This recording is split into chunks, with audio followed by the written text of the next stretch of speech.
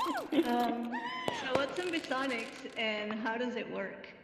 Ambisonics is a technology that was created back in 1970s, but there was never a commercial use for it until VR and 360 videos came along, which are formats that require 360 audio.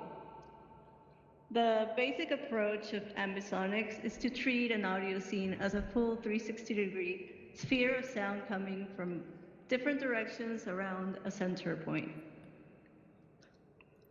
including locating sound sources that are above or below the listener's ear level. To be able to listen to ambisonics, you need a decoder. The decoder that I use is called DRVR Ambi Micro. And also the Moore has a decoder, and that's why you can listen to ambisonics inside the Moore with your headphones. I had the opportunity to work on a film called How Was Your Day by Edward Maldoguillermo.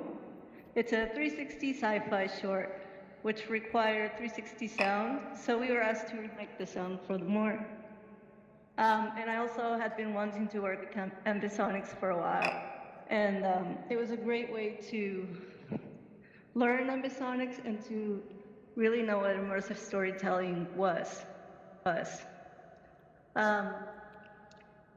One thing that I learned is that ambisonic sounds, and it feels and sounds way more natural because you step into the world and you become surrounded by the ambiences. And even when you look away, you're still in that world. I'm playing back some ambiences I designed for How Was Your Day. I usually always start with the ambiences, since they are the foundation where you can lay out the rest of the sounds. In this case, the footsteps of the characters running, the robot jumping, the machine on the left moving. So what the ambiences do is they glue all the other sounds together. The ambiences also tell you where you are, they can set the mood, and give you information about a location. And like I mentioned before, with ambisonics you can look anywhere and hear the ambiences all around you. And even with good ambiences, like if you design really good ambiences, you can really tell the scene. The way I put together the sounds for How Was Your Day was by using a plugin called DRVR Pro with Reaper, which is the software I use to edit sound. That's the DAW. Once I felt that the sounds were ready, I would put all the rendered files with the video and play it back in virtual desktop.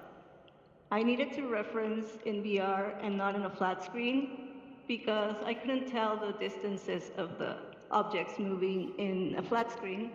And it's also because you need to be in VR to reference VR.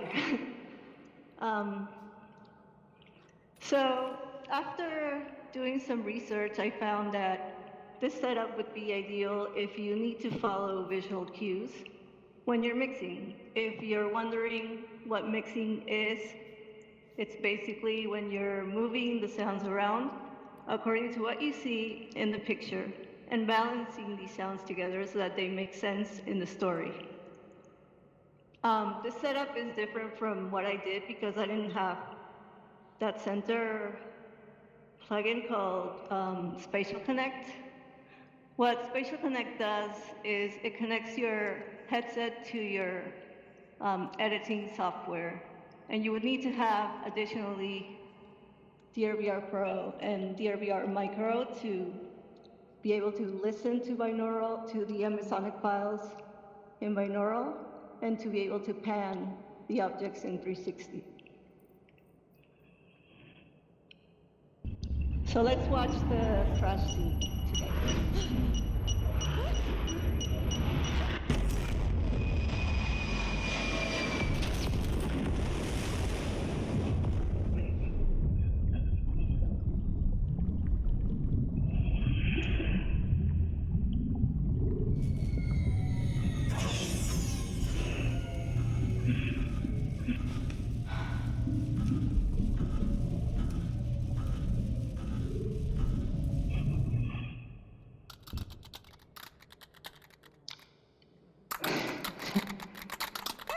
that was the crash scene. That was a really big moment in the film because it transitions from where the characters started to where they ended up, and it also closes the circle in the story.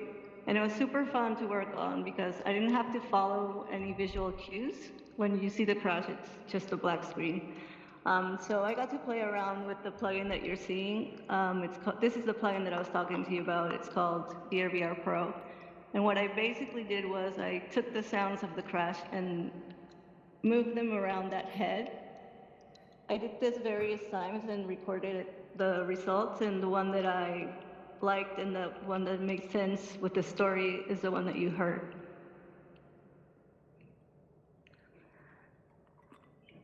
So in the end, after having my first experience with Ambisonics in VR, I learned that it's not just watching a piece, it's entering an experience, and Ambisonic Sound enhances the feeling of being immersed, and all the theory actually works.